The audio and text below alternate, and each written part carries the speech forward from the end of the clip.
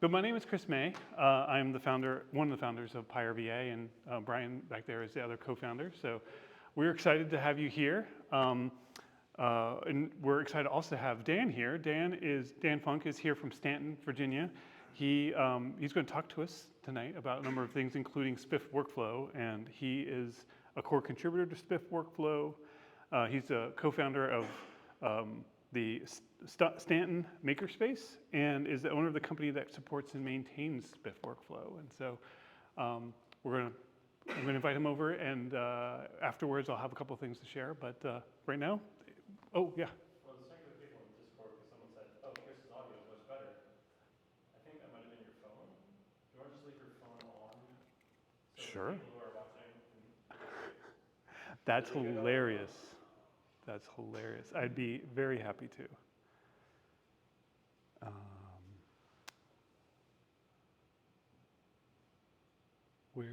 Oh, that's right, quit it, sorry.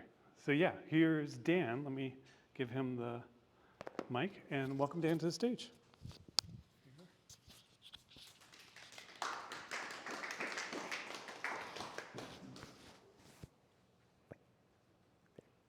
Thanks, Chris. And thank you very much, Brian.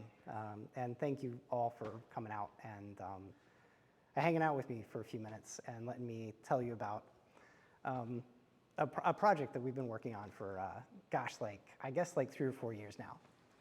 It's open source, if you're familiar with that. I have a strong tendency to wish to ramble. So I'm going to try and pull myself back into this presentation.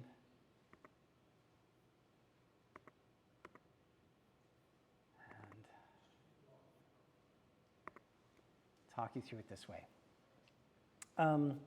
But yeah, Stanton, Virginia, you probably have never been there, but it's like an hour and a half up interstate over top of the mountain. We're in the Shenandoah Valley. We're the breadbasket of Virginia. And that's kind of largely what goes on up there.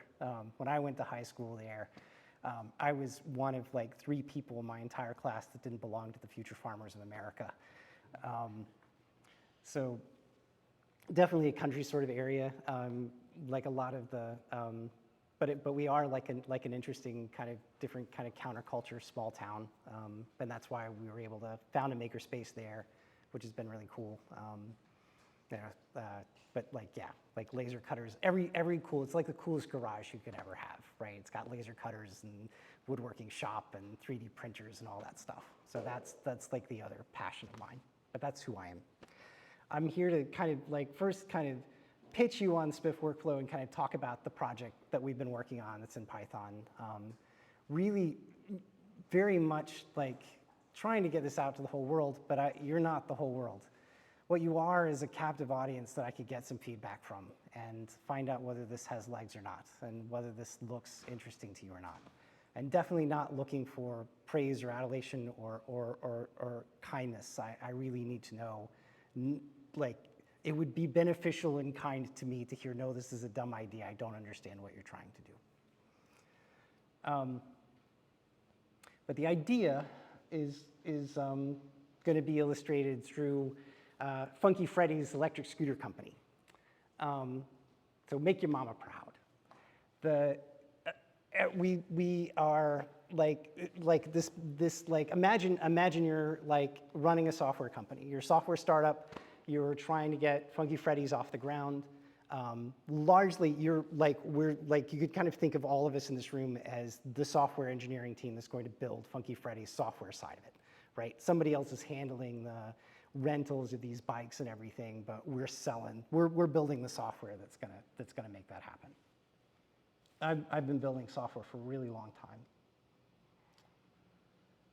And what happens is you have this great idea and you go to market with it. You know everybody wants electric scooters. You know that's gonna take off. You're right on the cusp of this emerging industry, so it's perfect, right?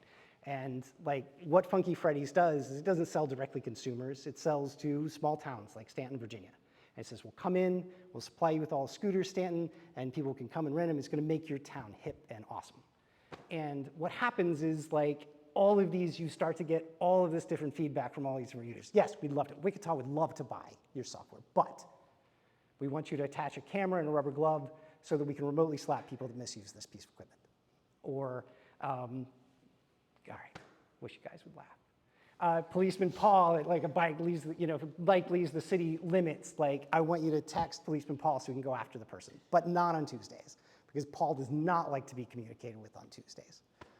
These sound absurd, and they are absurd, but if you write software and you put it out there in the open market, especially if you're going after big clients, they're going to have all of these bizarre requirements for what they want it to do, and they can't, you get trapped in that whirlpool of bizarre requirements, and you're going to sink because you can't meet all of these objectives.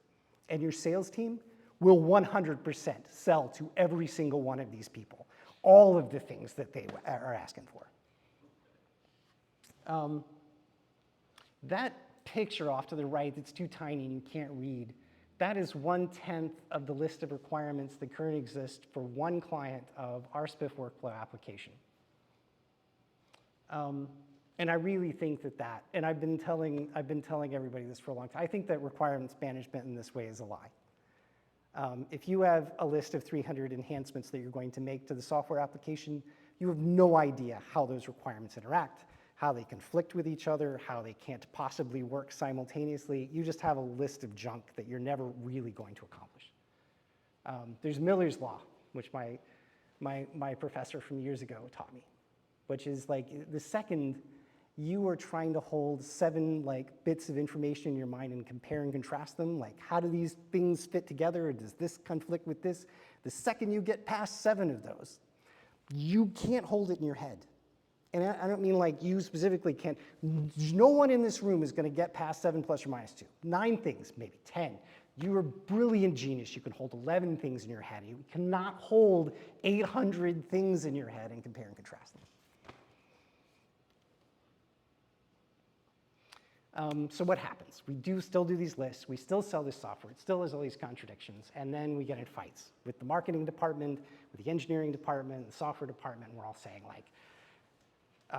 that's great, if you think back 2 slides ago, this is all of the fallout that comes back, right?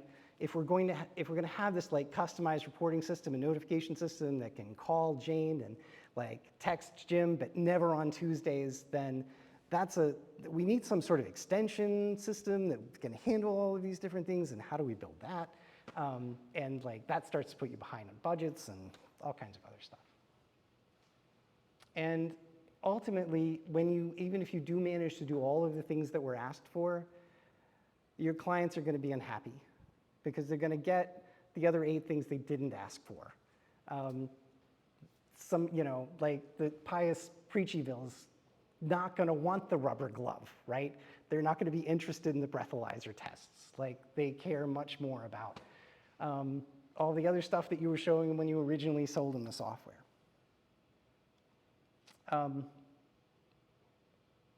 And the point is the same point that all of us have reached at one point or another in our lives as we've tried to be people, is you can't be everything to everybody. But you can let people be themselves. So this is really kind of getting into what SpiffWorkflow does. There's this rent a bike function here, and that's going to make an API call out, and that is going to do what the software we wrote does. It's going to handle renting them the bike. It's going to do all the background processing. It's going to make the API call out through the cell phone towers to reach the vehicle, to unlock it and make the charges, because that's what we knew how to do and that's what we were building. All this other crap that all these people want is the same crap that everybody wants in all kinds of other weird ways all the time, right? Making a call out to some other application that does breathalyzer tests, or just asking the user to complete a survey or take a form or send an email or send a text message. Lots of apps do that. Don't build it into your app. Focus on what you're trying to do. So these diagrams, they're 2 different pieces. You got one client in that top diagram and another client in the bottom. And another way to think of it is like not just like letting the client orchestrate it and design it from the top down and control your app, but you could have your app, you could have your clients building API endpoints that you can talk to. Just think like a web API endpoint, something that just sits out there on the web and answers questions. But imagine your client could build that part of the app. So your application runs along, it controls everything that needs to happen, but when it comes time to, like in this case, actually somebody replaced this. So this is not at all the thing that I designed.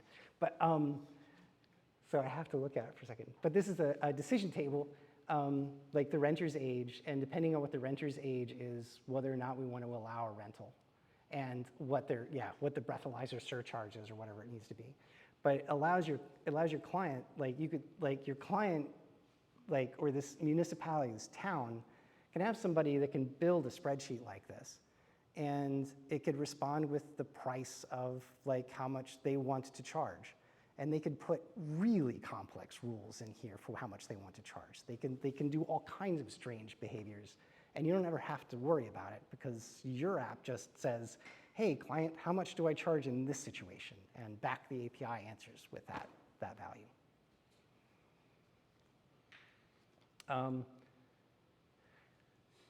This is just another example like of things that you can do. So you can let the client decide who's responsible for what. So you can literally like these diagrams will let you like describe like how control passes from like there's the bike rider and he rents the bike, but then control of the situation changes over to Officer Opie, who can monitor that ride and like deliver slaps from the plastic glove as necessary to get them to complete the ride safely. These diagrams, these small examples that I've shown you were part of a 500-page international standard from the OMG, UML. I mean, anybody like, if you did have the sad opportunity to work through like 2 or 3 years of college education in software engineering, like the OMG is a big deal. And they make these big, horrible, giant standards. And what we did was we took that standard and implemented it into this diagramming tool that lets you draw the pictures that we've outlined. And the way this relates back to Python is like we built all of this in Python, but some of the steps, like the diagrams that we've looked at so far are for the business people in your organization to be able to look at and say, yes, I understand what this does. The spreadsheets are for your business analysts to a certain degree to be able to say, look, here's the rule set for how this thing is supposed to work out. But also, like within these diagrams, is the ability to add script tasks. So at any point as this thing is moving along, you can inject your own Python program into the mix to solve a problem or bunch the data or figure out the next calculation. And it's all done in a way that is, I don't think there's probably not a person in this room that hasn't sat down and tried to install Python on their machine. And it's hell. It's a bitter mess at times just to get Python working in one place. And then you want to like run this on the server. Well, what version of Python is it? Is it 3.9? Because we don't run 3.9 here. We only run version 3.11. Is this? Did you install it with Conda? Are you more into like PyPy? What did you do? Right? So there's all this nightmare. So part of what this does in executing those scripts is it gives us like, one safe way to do it, like one standard practice for managing that. So you just write the script and it works.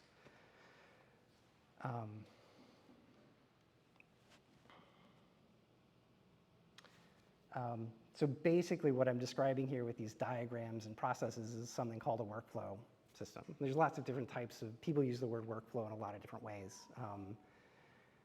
Airflow is a great workflow system for doing data analytics. But it's a workflow system where you write the code, and then the code controls the workflow and what process goes to the next process. What SpiffWorkflow is very much kind of like a business workflow system. So it functions at a visual level in a way that like you can have a business meeting and decide what you want the system to do, and everybody can look at this diagram and understand what the system does. And then like layered underneath that is the code that executes as those steps happen. But the diagram itself does like control the execution of it. It is. Anyway, there's lots of workflows is where I was trying to go with this. There's lots of different workflow systems, but they're very different because the word workflow is such a generic term. So there's a million ways to interpret it. What we are is business workflows as opposed to data analytics workflows or all the other types of workflows that are out there. But so what makes SpiffWorkflow different and why should it be interesting? Why would you choose this from a bunch of rednecks in Stanton, Virginia, as opposed to some of the other big name workflow systems that are out there? And so here are the reasons. We're open source. Like lots of workflow systems out there are open source, but we're not like open source in like we have enough open source to catch your attention and get some buy-in, but then we have this other like artifice that's much larger that we've just pulled you into that net so that you buy our software. Presently, we would love to build that net and capture some money, but presently we are 100% open source. So there's an underlying library that you can use. So if you have built a giant Python application and you just want to be able to like import these BPMN diagrams, you can totally do that. And we also have like a large overarching application that's just point and click. So there's a demo application that I'll point you to here in a minute and show you, and there's self-hosted ways to run it through Docker containers, but we've got all of it is open source.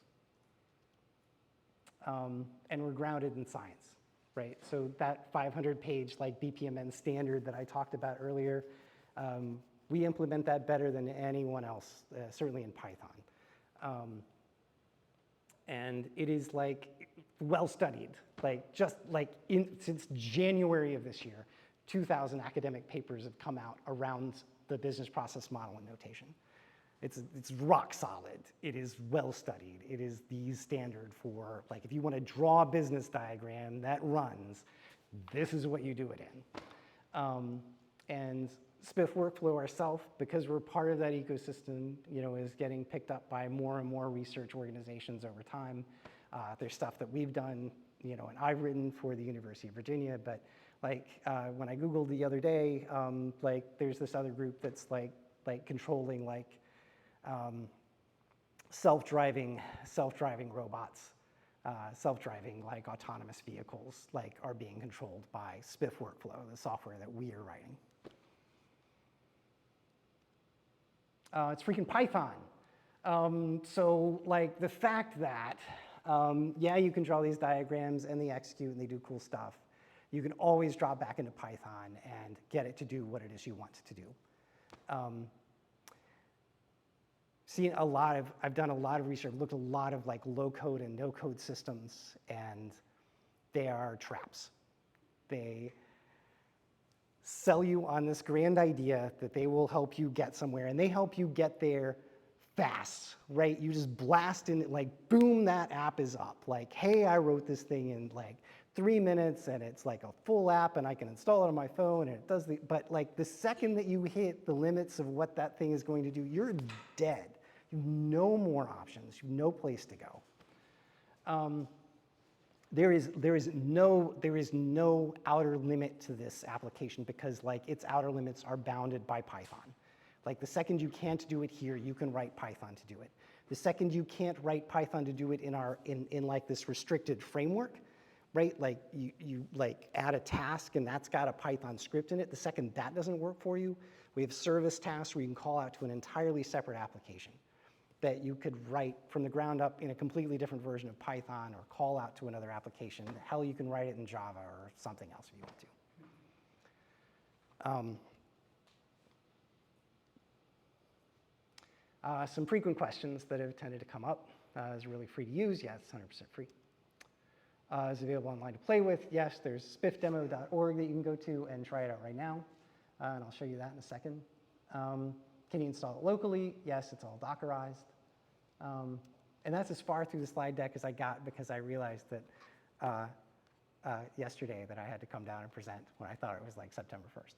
So So that's the slide deck. But I can like kind of come out of this and let's see, watch it crash there. That's fun. spiffdemo.org. So I'm already logged in, but if you let me come over here and log out. So anybody in the world, if you got a Google account right now, but if you don't have a Google account, let me know. I can make a username and password for you, or we can add like LinkedIn or some other stuff. But you can come and click on that, and it'll log you in. So it just identified who I was and went through Google, and like it would take you through some more steps. But this is SpiffWorkflow as a web application. I can also, if anybody is interested, show you SpiffWorkflow as it stands as a standalone library that you can just directly import into your code base if you want to. But if you go to SpiffDemo, you can go into the examples folder here, and there's all kinds of examples of like how to use SpiffWorkflow. And these all run, but I can click into like essential examples here, and so this is that like BPMN standard. So basically, like each one of your workflows, these processes are defined by like one of these BPMN diagrams. This in particular one is just going to take a survey.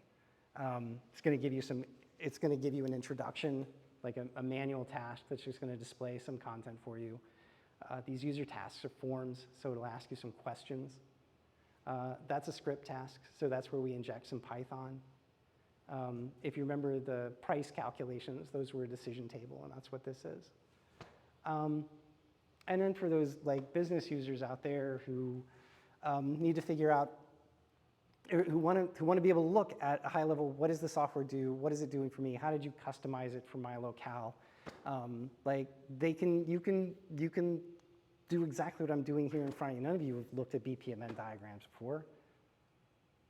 Not a chance. But like you all know what this does, right? You can tell like, hey, that looks like some sort of decision point, and like it's going to branch out here, and oh wait, this is if the score is 0. This is if the score is 3. This is the default path, I guess. There's some like oddities to it because it's a very it's a 500-page standard, so it has a lot of notation in it. But this is like a signal event, and basically it's saying like while you're sitting on this point, if something comes in and signals like this break, I want you to go all the way back to the introduction and start over again. So this is like a simple example. We've got BPMN diagrams that I could pull up that are 1,000 times more complicated. But the idea is that like a high level, you can lay out a problem in a way that everyone can understand and appreciate what is going on.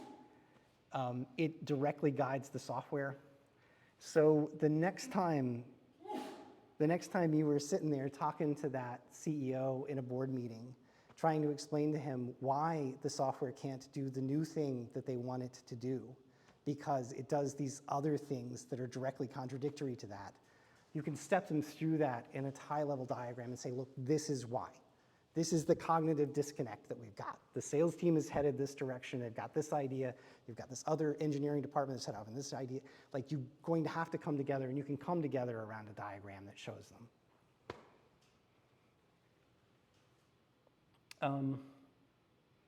And this, like,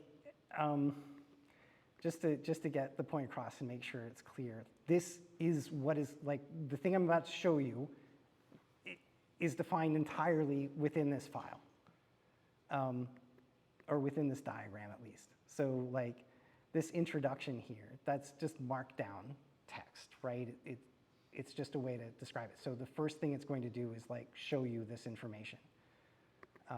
The next thing it's going to do is display this form. So it's going to put this at the top, which is the markdown.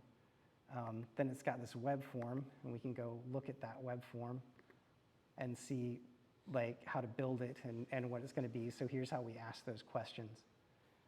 This form is designed with something called React JSON form schema, and I hate our form builder. glitchy and weird, and I'm unhappy with it.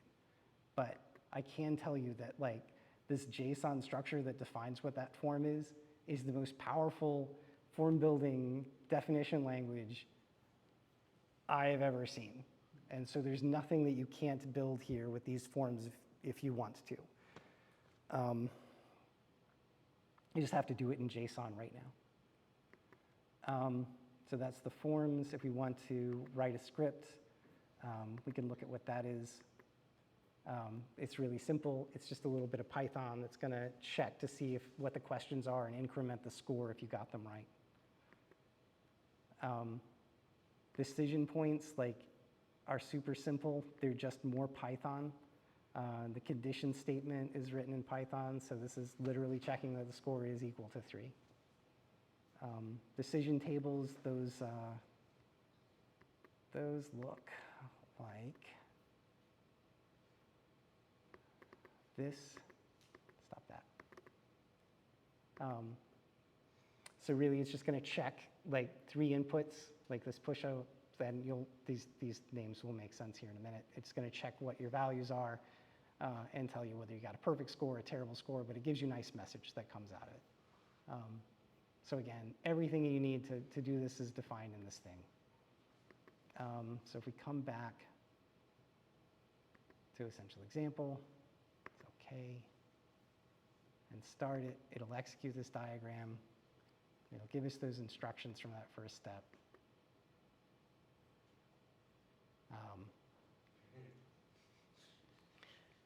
So true or false, bulletproof vest wears Chuck Norris for protection.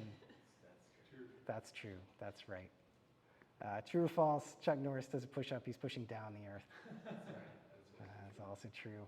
Chuck Norris was given a bloody news by Thanos, the godlike villain from the Avengers movies. That's patently false. So we can submit that. It's going to run that through the decision table.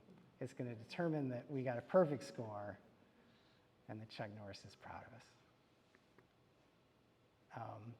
And like that sort of like, one of the ways that you can trigger like an external event is with an extra button, and that's kind of how we're doing it here. So this try again will actually cause rather than like let this process finish out and end, we can try it again, and it will take us all the way back to the beginning to kind of repeat. Seems trivial, but the fact that we can return to a previous point means that we're not a finite state machine.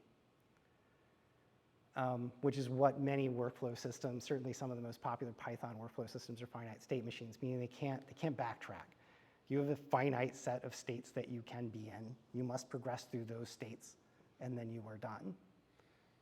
BPMN is a more advanced, sort of more complex interpretation of rules that allows us to repeat and cycle and circle back at infinity, which can be damn useful when it turns out that you discover you need such a thing.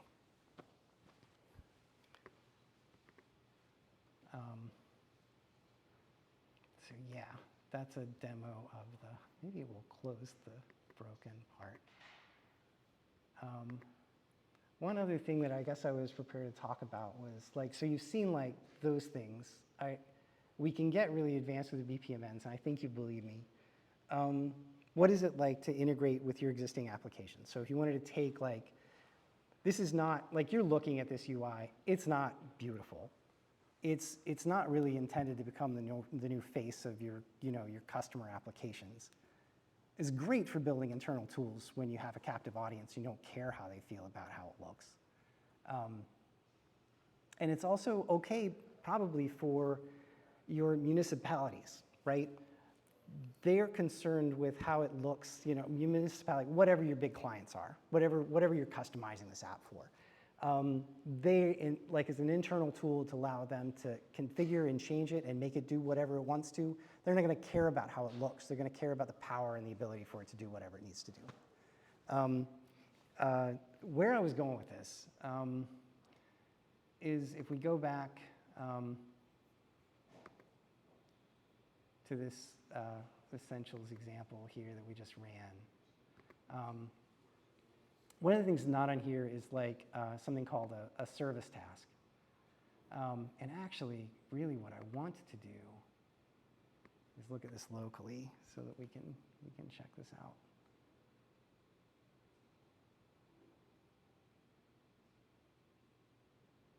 And I have a typo in my custom widgets type ahead text. How is that even possible? Yeah, there's an M. Ah, it's just that. Okay. All right, so running locally in front of a group of people, don't do it. If I go to the processes here, and I don't know, find my playground, and then I think I was playing around here. Nope. I'm just gonna this is it. Like you start with an empty circle and you start building stuff. I'm gonna add like this service task. And if I look over here, like when I've got a service task selected, it's gonna say, well, which service do you wanna call? I can drop this down, and I played around like a little bit, so this is Funky Freddy's API that we can now hit directly. So what this means is like, at any point in this application, you can stop and you can call out to existing, we have many of these workflow systems come with connectors. If you've ever played around with Airflow, it's got 500 connectors, and you can go and grab data from Slack, and you can stick it in an Amazon database and stuff like that. So we're working on our own set of connectors. But what's more fascinating is the ability to just build your own connectors. And how hard is it to build a connector, and what do you have to do? So I thought it would be worth a minute to talk about that. So these two are just automatically showing up. They're showing up because I have a small little connector proxy. All this thing does, it literally really has no code in it at all. The connector proxy just imports other Python projects. And so in this PyProject TOML, it imports this SpiffWorkflow proxy, which causes it to behave like a proxy, and then any other connectors that you want. And these connectors, there's no, it will grab any code from anywhere that you want to, and it'll import it in here. And these chunks of code, so I made a Funky Freddy connector. The whole reason this exists is to decouple everything.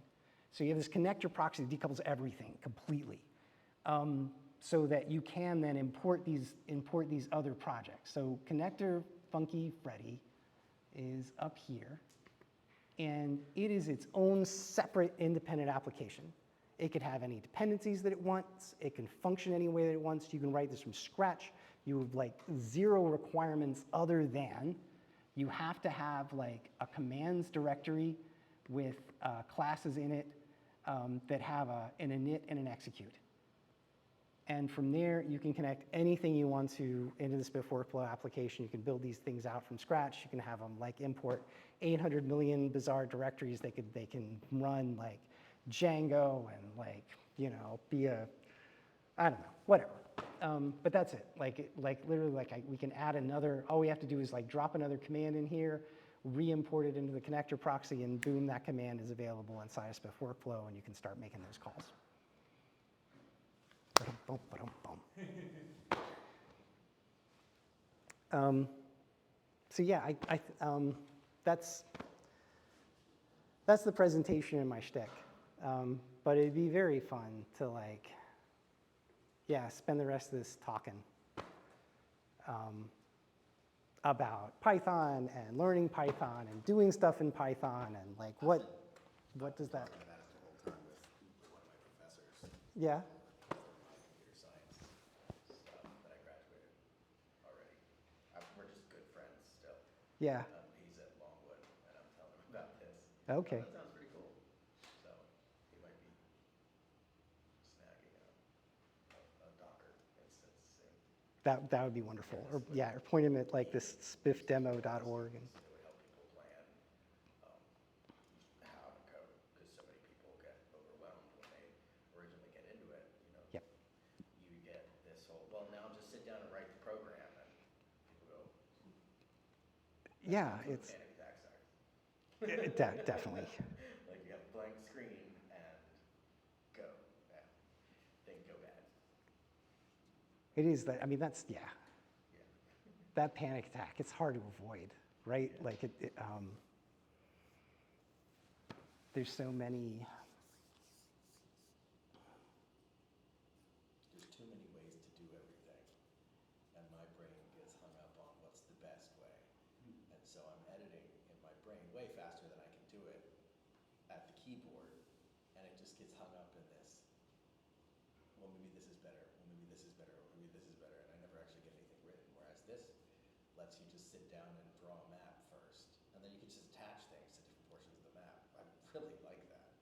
Like, that's impressive. It dumbs it down for people like me who get stuck in the grass. Yeah, or better yet, maybe dumbs it down for the business people that you have to talk to and explain, like, why is this difficult? Like, Yeah. For the people that get the code, you can click on the task and be like, this is the back end of this task. Like, there's stuff here. But for the, typical management that doesn't know code and stuff, you can zoom out and just be like, that's the part where it does that thing. And you have a little visual doohickey for them to look at. Yeah. I like that. It's really cool. There was on the way down here, I listened to a podcast, like the Real Python podcast. I don't know if anybody listens to that, but I highly recommend it. It's generally good stuff. But they were just riffing on kill a programmer in 4 words was like the game that they were playing, and like there were all these posts of like in 4 words say something that would just like melt a programmer, and like what you were saying was it's like a big chunk of them were like it's just a button, like it's So How hard can it be? right. there's something really interesting about the word bug, right? Like it anthropomorphizes something that's like not what it is, right? Like a bug gives us this idea that a developer was working and it got dark and they left some crumbs around, and so something crawled into the code completely unknown to them. I've taken to calling them defects because you either have code that works or you have code with defects, and you need to know what the defects are and treat them like defects, and not treat it like you have something that's almost right except it has some bugs. No, you have defective code, and the sooner you can remove those defects, the better off you are. But yeah, I think that bugs is like very much it softens, it protects programmer ego, and it like softens the fact that like you didn't get this right, but all we gotta do is like record it and create an ontology, and we can prioritize it, right? Like, and so, but I think that like definitely there's something that like bugs doesn't quite land right for me anymore. I'll also say to your point, when you're like really stuck on trying to get started building out an interface, what we tried last meetup, with test-driven development, is like really fun because you get to think of the ideal interface. You have this magical class that works exactly how you want. So what is the method that returns the data structure? You don't have to think about what the data structure is, but what is the method that returns it? You don't have to choose between the implementation details right now, but like when you're making that thing that you're going to eventually use, what are the interfaces that you're affording yourself inside of that, and how do you use those when you want to in a test? And then like now you go back and make it, and at least then you have like your outline, you have your bullet points that you need to fill in the like, okay, now I have to do the implementation details, but like it gets you really unstuck. And when you show it to other people, it really gets like a bunch of different approaches that you may not have even considered on how to implement it. Yeah, both like pulling it back into the Real Python podcast, like there's 2 things he said. Like the tester, one of the things that they covered was how to write a good library. And that, like test-driven development is one of the best ways to write a good library, right? Because you're using your code like a library. And it's like programming from that point of view the whole time makes for really elegant code. I don't really like bugs either. It's like, yeah, it's a really ancient term, right? But I would say that like 9 times out of 10, it's not a programming error. It's a misunderstanding. Oh yeah, it's always a gap. So if you have, the way that I put it is it's like if you have requirements and you have an interface, then on either side of the interface, someone might miss the requirement. Whoever's closest to the requirement on either side of the interface is correct. If neither is closest, then you have a requirements deficit, right? Like, so it's like whoever's closest is there, and if like you can't really figure out who, oh, they sorted it this way and they did it this way, they grouped by this, they grouped by that, like, oh, that actually is fuzzy on the requirement.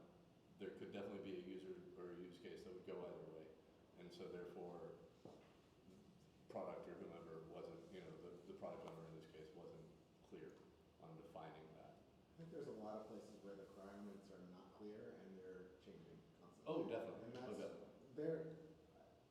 I think it's easy to hear the word defect and think black or white with something being like working or not working. When the truth is somewhere in between, where it's like it works for some things but doesn't work for other things.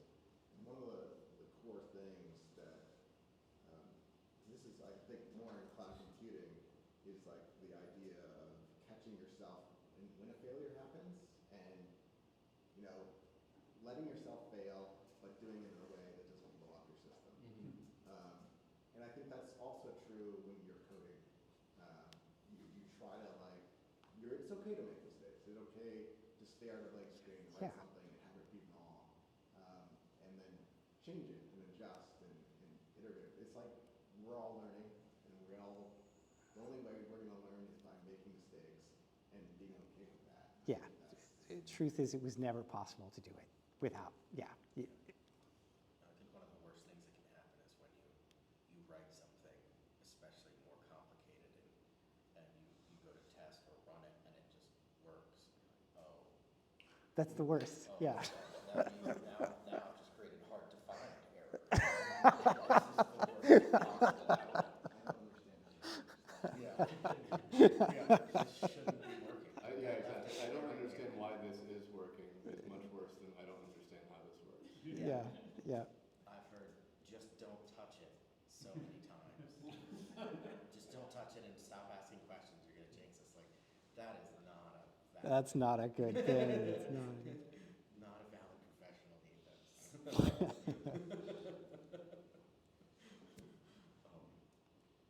I like your stuff.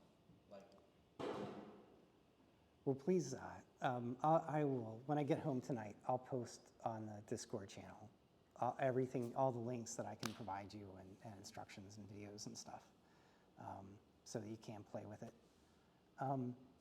It really is just 5 of us that have been working on this project, and like the companies that are in this space, they usually have like, you know, something like $50 or $75 million in venture capital and 100 employees, and so brace yourselves for imperfections.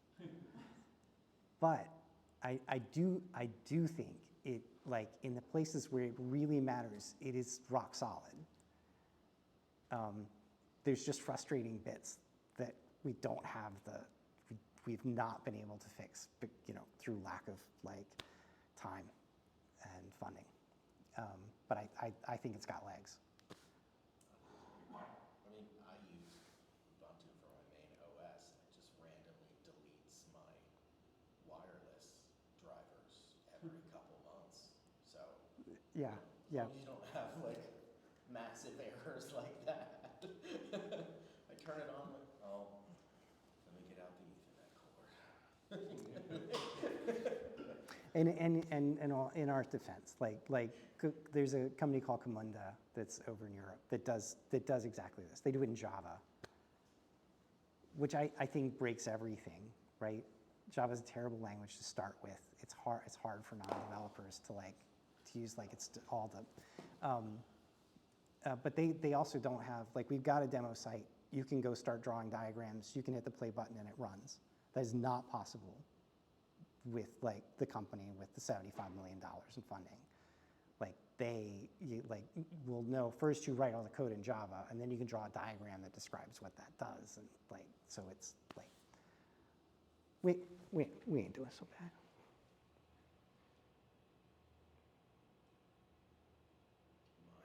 My main languages that all the core classes were taught in were in C and C++, so Python usually feels a lot like fun.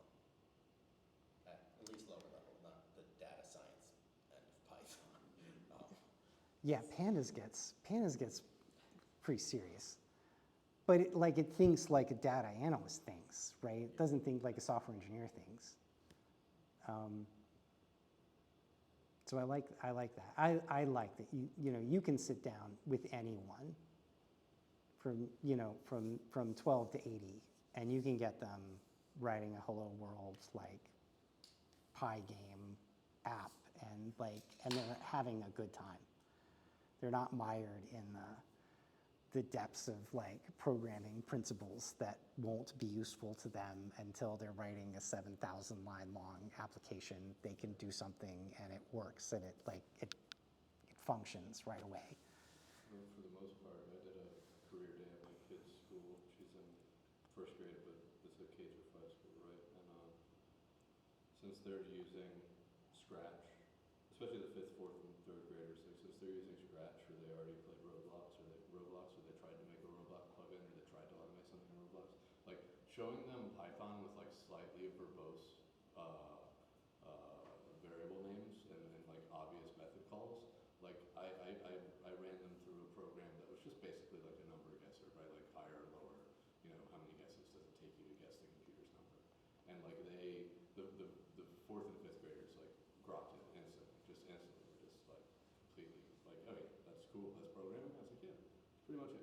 If you write Python, it can read as close to English language as your coworkers and your PR reviewer will allow you to get. Your style guide will allow you to name things. So yeah, it's a very expressive language. Decent error handling. Like Yeah. it likes to tell you Yeah. instead of just segfault. What does that mean? Where? I've started doing some things where I work in browser automation a lot, and so with errors or with debugging, one of the things that people end up doing a lot, in a lot of different types of code, but browser automation in particular, is like trying to figure out where you are to you print out an element, or you kind of like print statements of like, this is the element I'm seeing, or this is what I'm trying to click on, and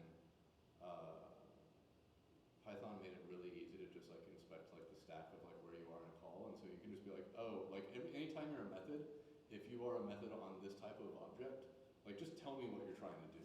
And so now instantly you have like debug logging for every method on certain types of objects, and it's like Python just like gives you that without having to think about like, ooh, is this gonna like make memory go? It's like you don't have to do it. You just like ask Python, like look in the stack and tell me what you are, tell me where you're at, and very convenient. Yeah.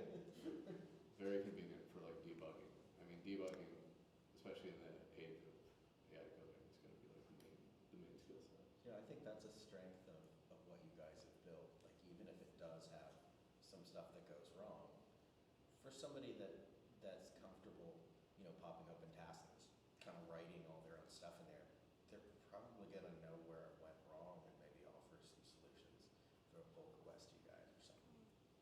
Yeah. I mean, the more people you have using it at the pro level, the more it's going to start getting people helping. That's definitely the dream. I'm curious, who's your target demographic for this problem?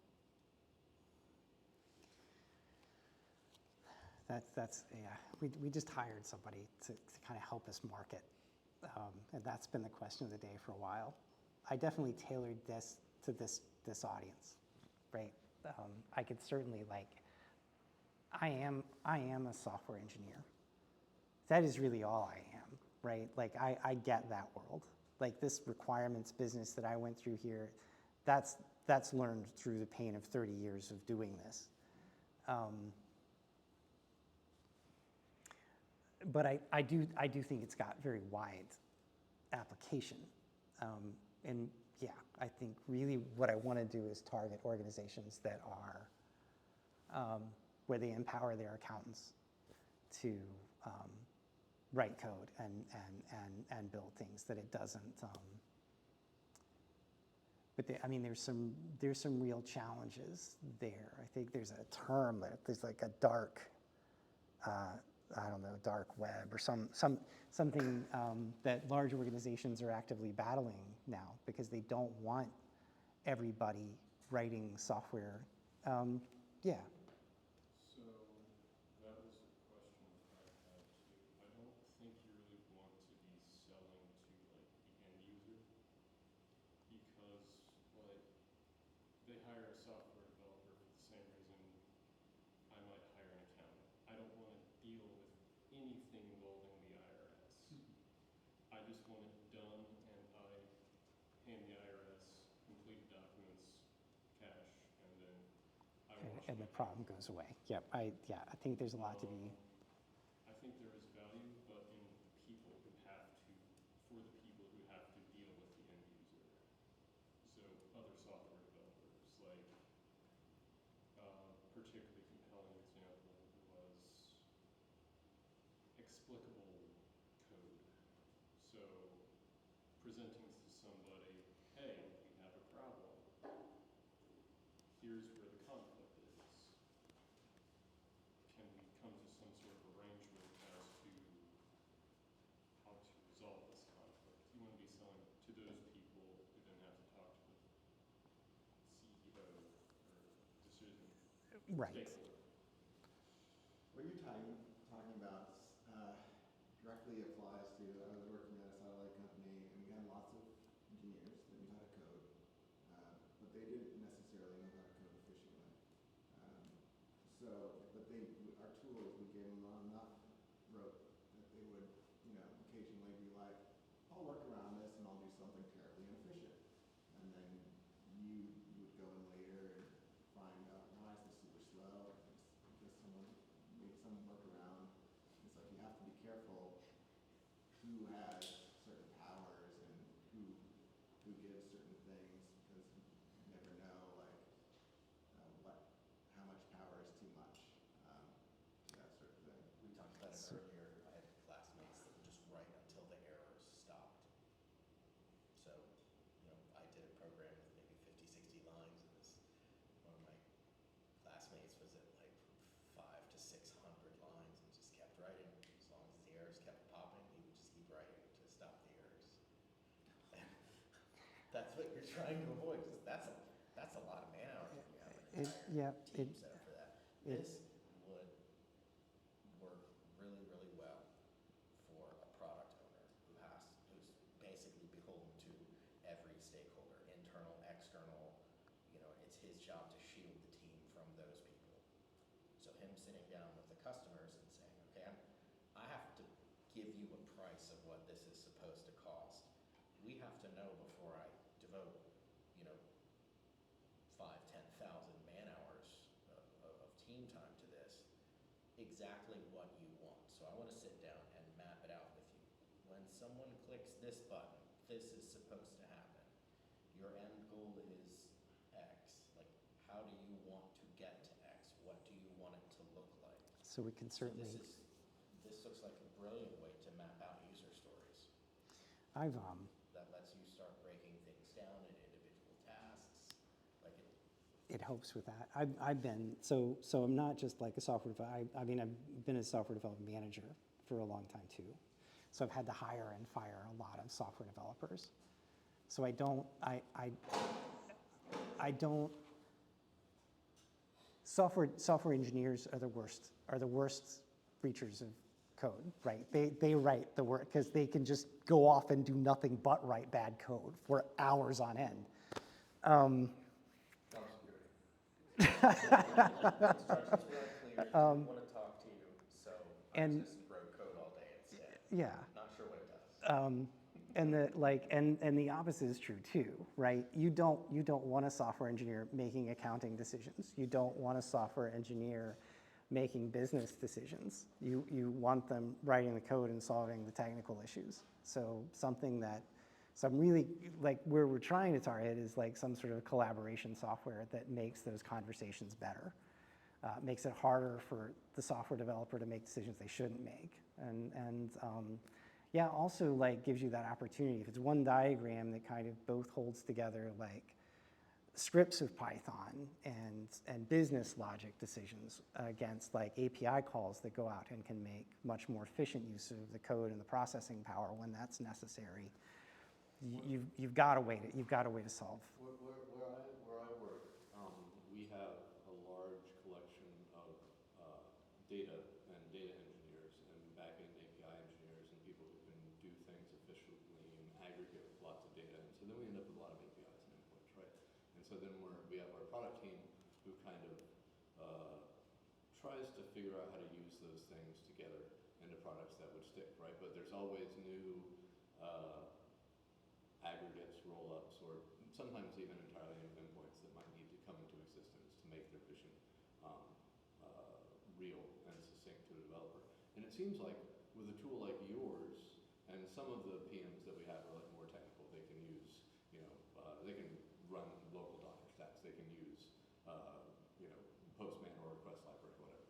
And so it seems like for some types of product managers, especially as like they start being like product owner / product marketing manager / engineering roll-up manager kind of thing in a lot of orgs, you might have some places where by using a tool like this, a product manager, the product owner in that case, can more succinctly describe the gaps on the, hey, we don't have an API for this. Hey, in this response, I don't get a data object that like has this key that I would really love, and then I could be able to go to the next part of this thing. But like if that key is never there, I'm never going to make it to the next part of like this flowchart that I'm showing you. And Right. like having it be on that side where it's kind of like a,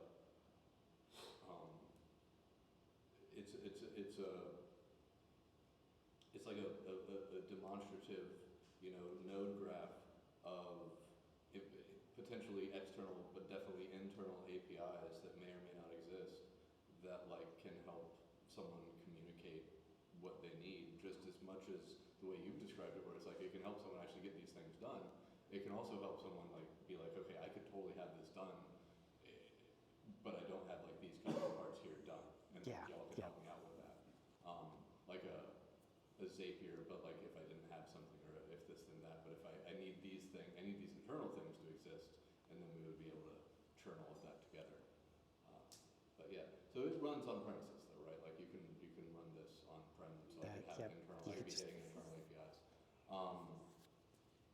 Because I work for a company that would never let us use this. It seems really cool, and I like the interface quite a bit, and that's what I want to play with when I get on faster computer. Cool. Like the interface looks really great. Thank you. Is that mostly Node and the front end and back end for that, or? The front end is React. Okay. Somebody mentioned something like long-running tasks or really long written tasks. Is there any roll-up or analysis for admin view of like stats on here's how long things take, or here's where there's a lot of writing? One of the tickets in our backlog that I very much want to get to is something that would overlay times on the diagram itself. So you could look and see like this is how long it's taking, or another one that would roll it up and say, 50% of the people are stuck at this step, But in terms of like one of the things that it does really well is very long running processes. Was the original design was for CR Connect, which is the approval process for medical research studies at the University of Virginia. It takes a whole year to get through the approval process for that. So these processes can just sit and hang for that long. It's a very long holding connection. Yeah. So then you store the workflow data in the database? Yeah, I serialize it down to JSON, just store it in the JSON field. Version? Yeah, the diagrams are stored in GitHub. And so each change just creates a new revision.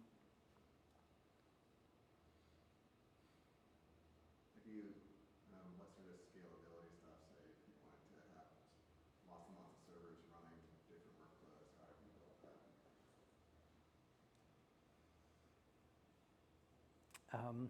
One of the other things in our backlog, it's not a ticket, it's like a large scale mission, but one of the companies that we're working with is called Status. and they've funded a big chunk of our development over the last year and a half. They're a Ethereum broker, maybe like the biggest one. Like they're very well regarded, and they want to use these diagrams to convert them into something called a DAO. But to your question, like distributed systems is like one of the key parts of like their future roadmap. Yeah, distributed autonomous organization. Yeah. The DAOs are neat. Yeah, I kind of started specializing in that towards the end of school. Smart contracts, all that stuff. They will ask us questions like, they'll say like, well, here's the situation. If we're all arrested and they shut our company down, we want it to be able to instantly respawn somewhere else with a new staff, and continue to run and operate exactly like it was, the moment the company was shut down.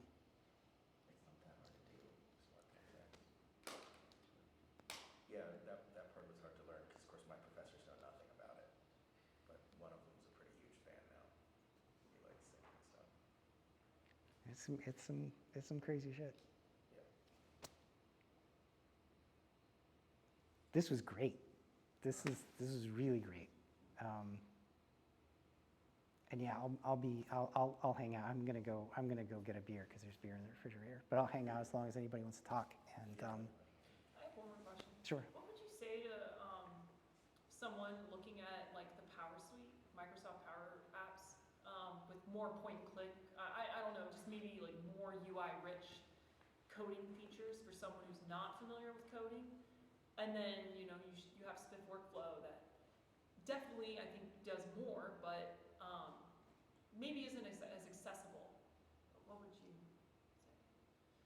say? That is a really great question. That's a really great question. I don't know. I've looked at a bunch of competitors. I've not looked at Microsoft and what they have to offer in that regard, so it's a little tricky. I like the thing that we're hanging our hat on in large part is Python and its usability, and the idea that like as you peel back the layers, like what can you do? Like when you hit the end of the road from this abstraction or this principle, these assumptions, what do you do? And we've tried very hard to build an app that, like it's not, in its imperfections, it offers some way out and some new way to tackle the problem.